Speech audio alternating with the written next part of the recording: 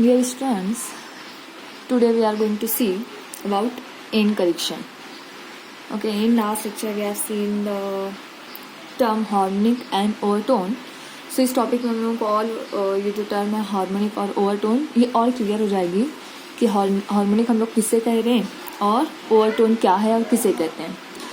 So for the concept of end correction, first see if I consider two rigid supports and with these rigid supports a string is attached. Okay, and if we are pulling this string from middle, then there is formation of wave in this string, and due to this rigid supports there is a reflection of waves, and finally there is formation of stationary waves. ठीक है, इस तरीके से हम लोग यहाँ पे stationary wave बनेगी. जैसे अगर हम लोगों ने इसको जैसे डिस्टर्ब किया यहाँ पे वेव क्रिएट होगी, बट यहाँ पे देखो हमारे जो एजेस है वो फिक्स है. ठीक है, एंड्स जो है वो फिक्स है. इसका मतलब यहाँ पे क्या होगा, रिफ्लेक्शन होगा. और आपको पता है जब भी रिफ्लेक्शन हमारा रेयरर मीडियम से डेंसर मीडियम में होगा then crest is reflected as trough. मतलब इस तरीके से हम लोग यहाँ पे वेव जनरेट होगी और फाइनली हम लोग को यहाँ पे क्या बनता है, स्टेशनरी वेव. ओके, और स्टेशनरी वेव में बेसिकली इस तरीके से हम लोगों का लूप फॉर्मेशन होता है. So in this stationary wave basically अगर आप यहाँ पर देखो in the case of string, so then there is formation of transverse waves. Okay, in the case of string there is formation of transverse waves and in this case node is formed at the boundary. ठीक है, हम लोगों की जो rigid surface की जो boundary है हमेशा यहाँ पे क्या फॉर्म होगा, नोड. नोड मतलब वो पॉइंट जिस पर एम्पलीट्यूड हम लोगों का जीरो होता है, एम्पलीट्यूड हमारा मिनिमम होता है. So this portion is called as node. ठीक है, जहाँ पर देखो ये सारे पोर्शन हम लोग क्या करें, ये सारे पॉइंट्स हम लोगों के नोड कहलाते हैं जहाँ पर एम्पलीट्यूड जीरो होता है. Amplitude of the vibration of particle is zero. So boundary condition पर हमेशा हमारा जीरो आएगा. क्यों? क्योंकि यहाँ पर जो भी पार्टिकल ऑफ द स्ट्रिंग है उसको वाइब्रेट करने के लिए वो पार्टिकल फ्री नहीं है. ठीक है, यहाँ पर रिजिड बाउंड्री है तो इसलिए वो वाइब्रेट नहीं करने पाएगा. और वाइब्रेशन अगर उसको नहीं मिल रहा है दैट मीन्स क्यों नहीं वाइब्रेशन हो रहा है उसका, क्योंकि उसका एम्पलीट्यूड वहाँ पे जीरो है. ठीक है, एम्पलीट्यूड उसका कम है, मिनिमम है, जीरो है. So there is the formation of node and anti node हमारा दिस मैक्सिमम एम्पलीट्यूड का जो पॉइंट है वो हम लोगों का एंटी नोड होता है. So this is in the case of transverse wave. Now what happen in the case of longitudinal wave. अगर ट्रांसवर्स वेव अगर हम लोग कंसिडर करते हैं इन the case of string, so in that case इस तरीके से हम लोगों को ट्रांसवर्स वेव रहेगी. लेकिन अगर हम लोग कंसिडर कर रहे हैं longitudinal wave, so what will happen in the case of longitudinal wave.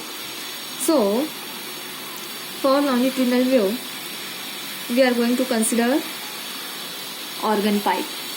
ठीक है, ऑर्गन पाइप अगर हम लोग कंसिडर कर रहे हैं that is close to one end and open to another end. ठीक है, सो इस ऑर्गन पाइप को अगर हम लोग कंसिडर कर रहे हैं और यहाँ पर if you are going to held a tuning fork here. ठीक है, ट्यूनिंग फॉर्क आप लोगों ने देखा होगा,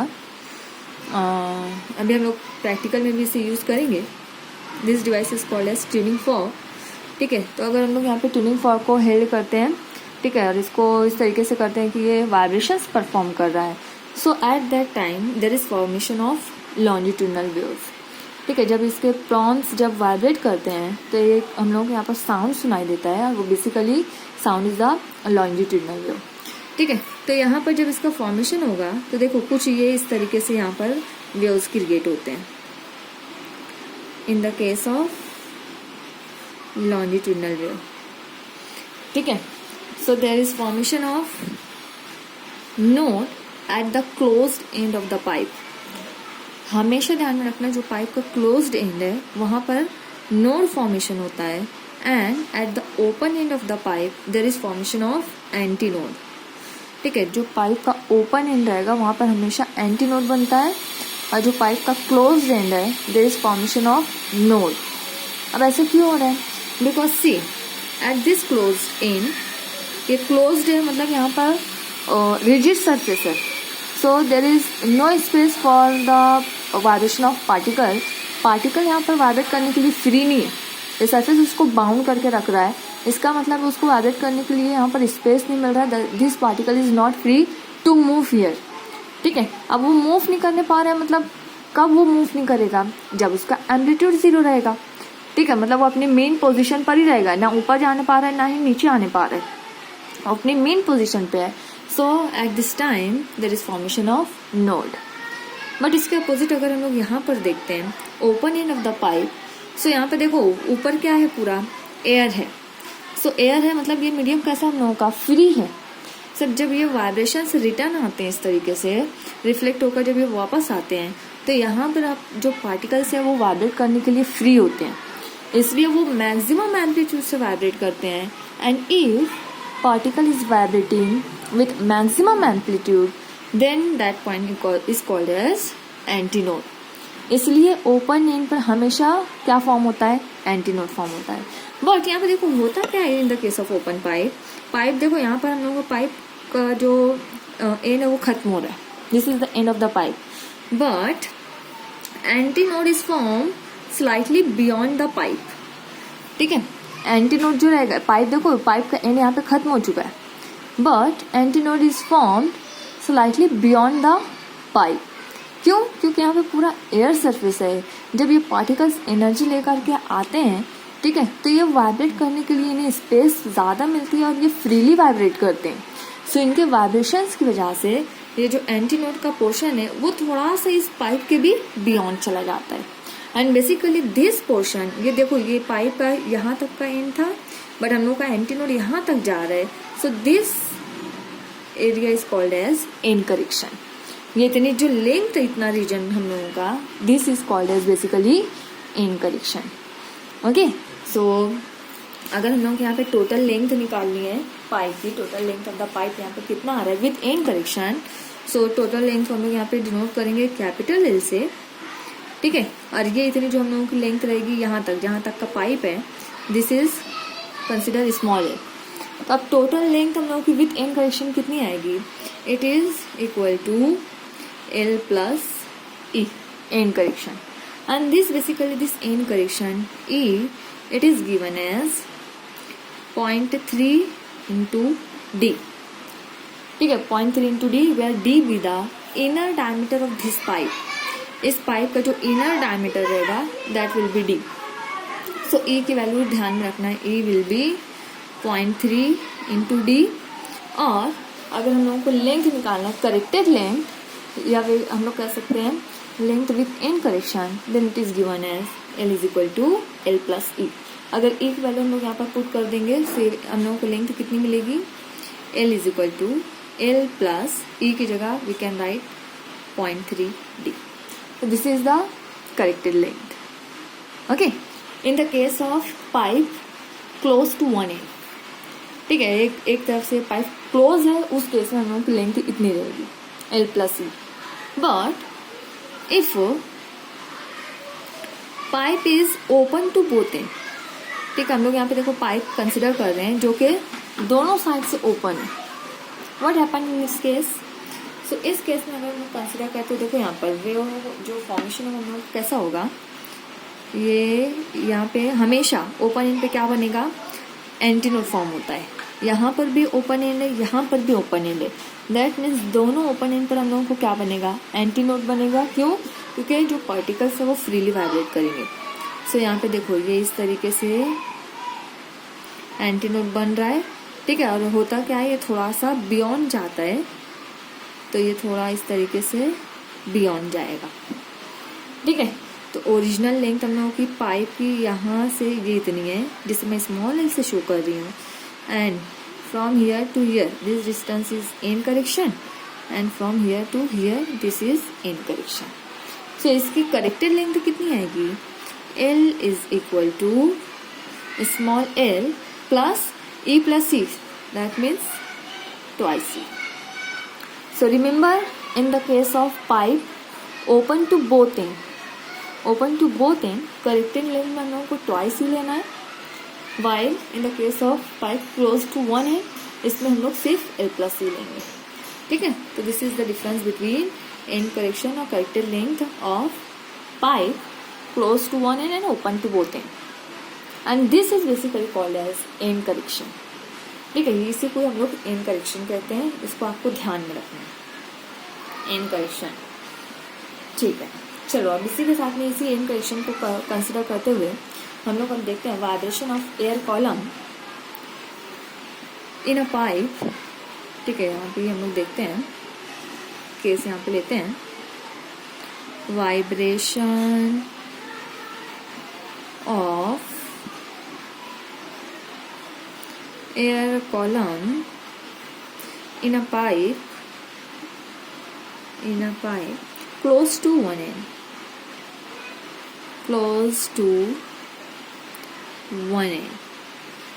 okay. So see what happened in this case. If a pipe is close to one end, इस केस में हम लोगों को ये जो वाइब्रेशन ऑफ एयर कॉलम है ये देखना है, बेसिकली इसकी फ्रीक्वेंसी वगैरह कैलकुलेट करनी है। ठीक है, तो सबसे पहले यहाँ पे मैं पाइप कंसिडर कर ले रही हूँ। पाइप इस तरीके से कि वो कैसा है, क्लोज टू वन एंड। ठीक है, एक साइड से क्लोज्ड है। सो इन दिस केस हम लोगों का, अभी मैंने पिछले टाइम पर आपको बताया था कि हमेशा ओपन एंड पर क्या बनता है, there is formation of antinode. ठीक है, क्यों? क्योंकि पार्टिकल्स वाइब्रेट करने के लिए फ्री होते हैं, इसलिए मैक्सिमम एम्पलीट्यूड से वाइब्रेट करते हैं, और मैक्सिमम एम्पलीट्यूड हम लोगों का क्या कहलाता है, एंटीनोड। सो यहाँ पर हमेशा एंटीनोड बनेगा, and where the pipe is closed at that point there is formation of node, because there is the particle is not free to move at this point. Okay, so देखो यहाँ पर हम लोग consider कर रहे हैं, there is formation of node at this open end and antinode at this close end. So मैं इस तरीके से यहाँ पे कंसिडर कर ले रही हूँ। ये रहेगा हम लोगों का, यहाँ पर नोड है, ओके, एंड हियर एंटीनोड। और यहाँ पर हम लोगों को ये थोड़ा सा बियॉन्ड जा रहा है, मतलब यहाँ पे एंटीनोड यहाँ से शुरू हो रहा है, पाइप हम लोगों को यहाँ तक ही है।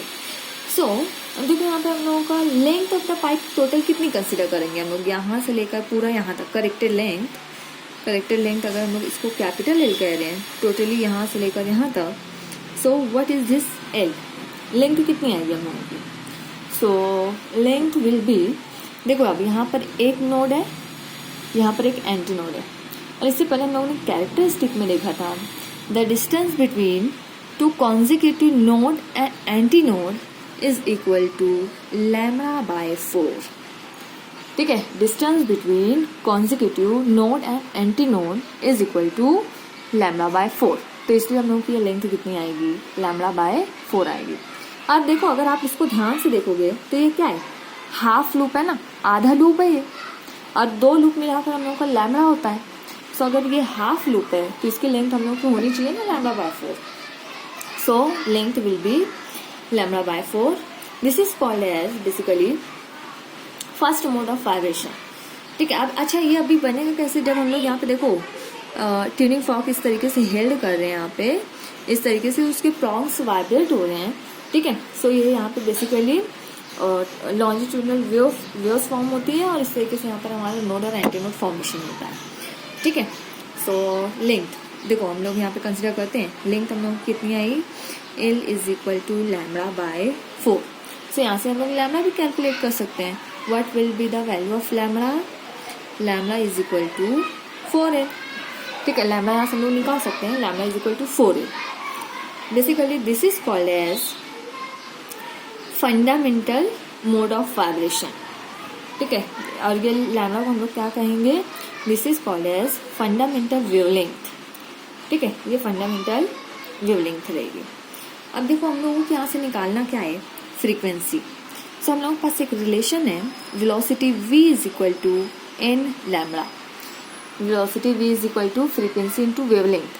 ठीक है, फ्रीक्वेंसी हम लोग n से शो कर रहे हैं और वेवलेंथ लैम्बडा से।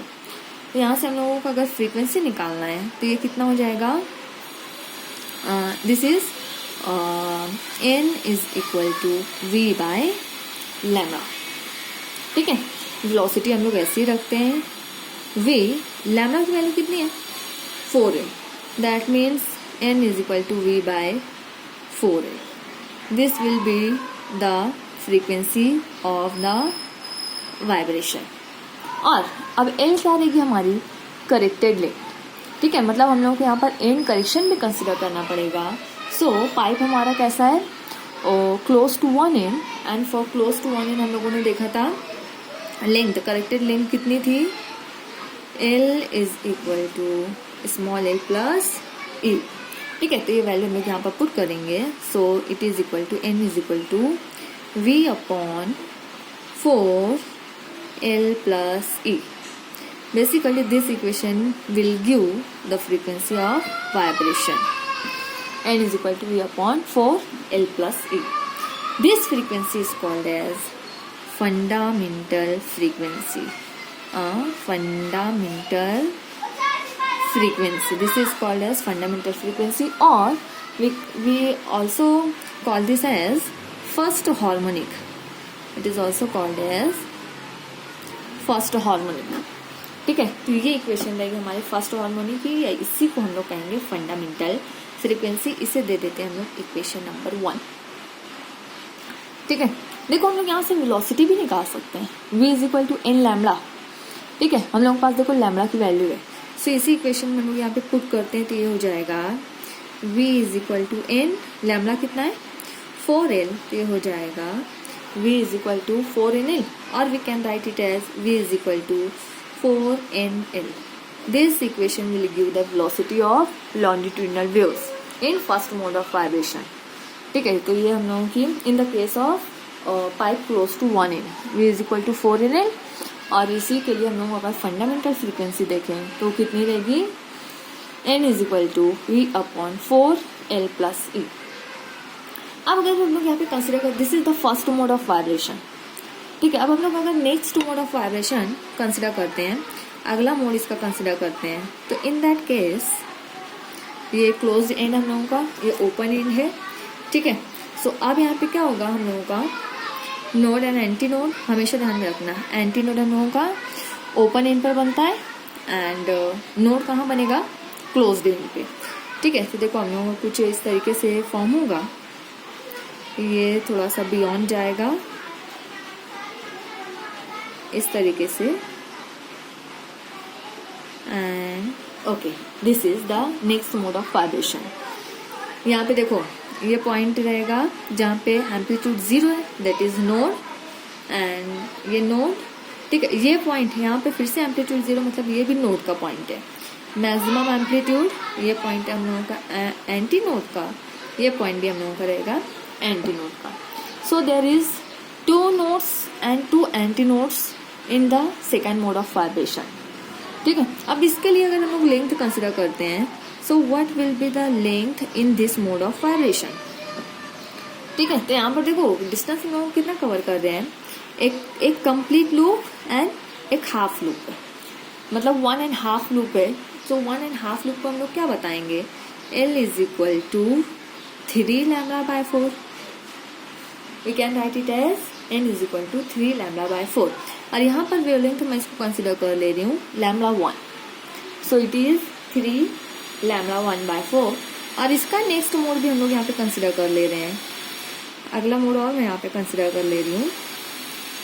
ठीक है, so in this case there is a formation of antinode at the open end and node at the closed end. So देखो इस तरीके से यहाँ पर हमारी स्टेशनरी वेव्स क्रिएट हो रही है. This point is node, this is again node, this is node, and ये maximum amplitude, this is antinode antinode. So in next mode of vibration there is 3 nodes and 3 antinodes in the case of pipe close to 1n. And what will be the length in this case? So L is equal to, ठीक है, यहाँ पर हम लोग 2 loops and half loop. 2 loop मतलब lambda complete हो जाएगा, और ये एक हम लोगों का एक्स्ट्रा है, that means it will be 5 lambda 2 by 4. इसको मैं यहाँ पर लैम्बडा 2 ले रही हूँ. ठीक है, तो हो जाएगा 5 लैम्बडा 2 बाय 4. सो अब हम लोग देखो यहाँ पे क्या कर रहे हैं, ये हम लोगों ने जो कंसिडर किया था फर्स्ट मोड ऑफ वाइब्रेशन था. ठीक है, अब इस वाले मोड के लिए हम लोगों को निकालना है what will be the frequency of vibration. ठीक है, तो लेंथ हम लोगों की देखो सेकंड केस में कितनी है 3 लैम्डा 1/4। ठीक है, तो हम लोग यहाँ पे लिख रहे हैं केस सेकंड, मैं इसको कर ले रही हूँ केस सेकंड, पहले वाला हम लोग केस फर्स्ट था। ठीक है, नेक्स्ट मोड ऑफ वाइब्रेशन में L is equal to 3 lambda 1/4। यहाँ से हम लोग लैम्डा निकाल सकते हैं, lambda 1 will be it is equal to कितना हो जाएगा 4L/3, it is equal to 4L/3। ठीक है, सो यहाँ से हम लोग वेलोसिटी बता सकते हैं, velocity since v is equal to n lambda, यहाँ पर हम लोग लैम्डा 1 लिए हैं, so we are taking here n1, so v is equal to n1 lambda 1, इसको इस तरीके से हम लोग लिख सकते हैं। ठीक है, अब आगे देखो हम लोगों को निकालना क्या है, बेसिकली फ्रीक्वेंसी निकालना है। So n1 is equal to v by lambda 1। ठीक है, v की जो इक्वेशन हम लोग v ऐसे ही रखते हैं, लैम्डा 1 देखो कितना है 4L/3। 3 यहाँ पर डिनोमिनेटर के डिनोमिनेटर में, आप उसको ऊपर लेकर जाओ और उसको सही से लिखो, तो इक्वेशन हम लोग देखो इस तरीके से भी लिख सकते हैं। Equation n1 is equal to ये 3 यहाँ पे डिवाइड करो, ऊपर जाकर मल्टीप्लाई करेगा, it is 3v/4L। It can be written as 3v/4L। L हम लोगों को करेक्टेड लेंथ लेना है विथ एंड करेक्शन, और मैंने अभी बताया था for pipe close to 1L, L is equal to L plus E।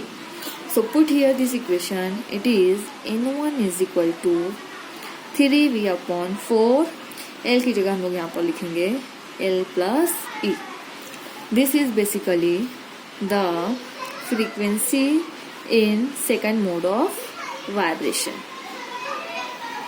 ठीक है, अब इसको देखो यहाँ पर हम लोग ये जो वैल्यू है v/4L प्लस E, इससे पहले ये आ चुका है, कहाँ पर आया था, ये फर्स्ट मोड ऑफ वाइब्रेशन जिसको हम लोगों ने कहा था फंडामेंटल फ्रीक्वेंसी क्या है v/4L प्लस E।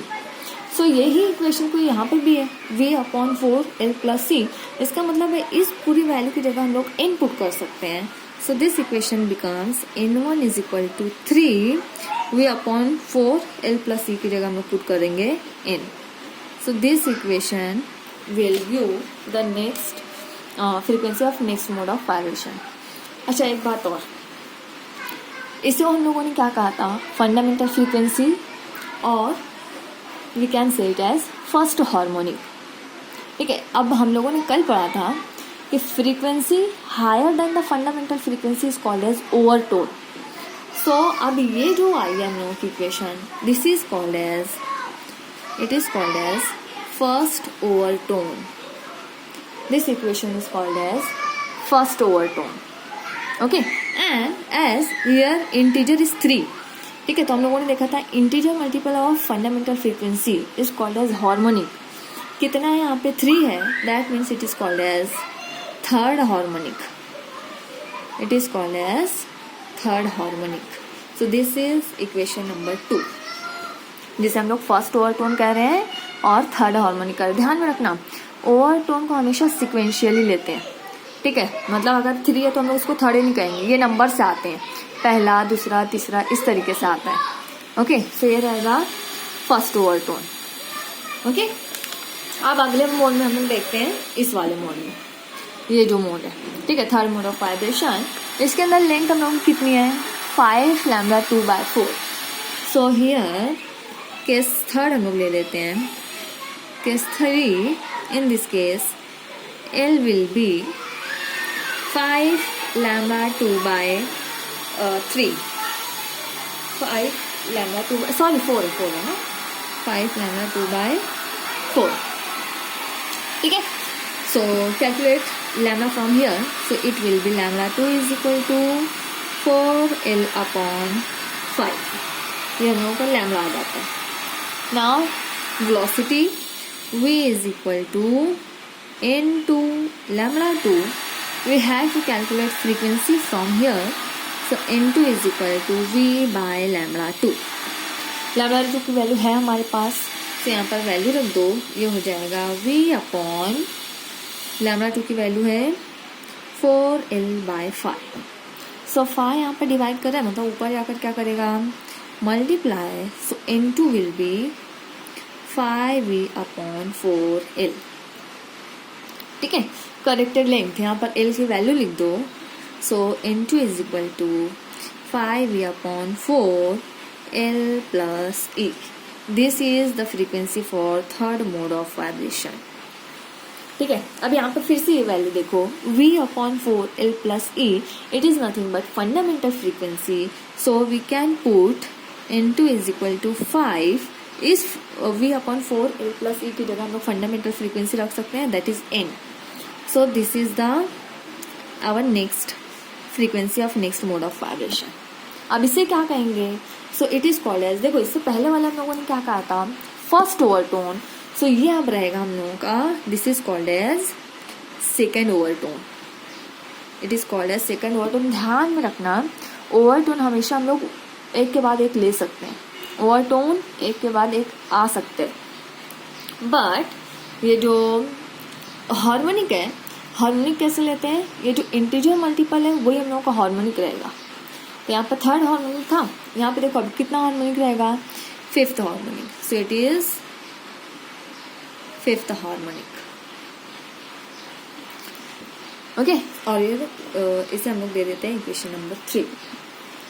ओके, सो अब देखो इक्वेशन नंबर 1, 2 और 3 इसको ऑब्जर्व करवा. ठीक है, इक्वेशन नंबर 1 क्या आती है हम लोगों की, ये वाली. ठीक है, ये फर्स्ट हार्मोनिक था. इक्वेशन नंबर 2 देखो आप, ये थर्ड हार्मोनिक था. इक्वेशन नंबर 3 देखो आप, ये फिफ्थ हार्मोनिक था. इसका मतलब है फर्स्ट हार्मोनिक है, थर्ड हार्मोनिक है, फिफ्थ हार्मोनिक है, इसके अगला देखो आप सेवंथ रहेगा, नाइन्थ रहेगा, 11th रहेगा. That means only odd harmonics are present here. Even harmonics है क्या, नहीं.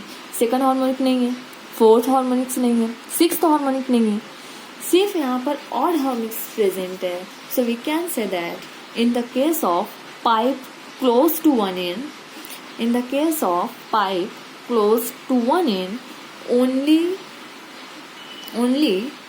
odd harmonics are present. Only odd harmonics are present in the case of pipe close to one end. ठीक है, overtone सारे रहेंगे, odd and even सारे overtones रहेंगे, but जो हार्मोनिक है that is only odd harmonics are present in the case of pipe close to 1. ठीक है, तो इस चीज़ को हमेशा ध्यान में रखना है कि कब कौन से हार्मोनिक्स प्रेजेंट होते हैं.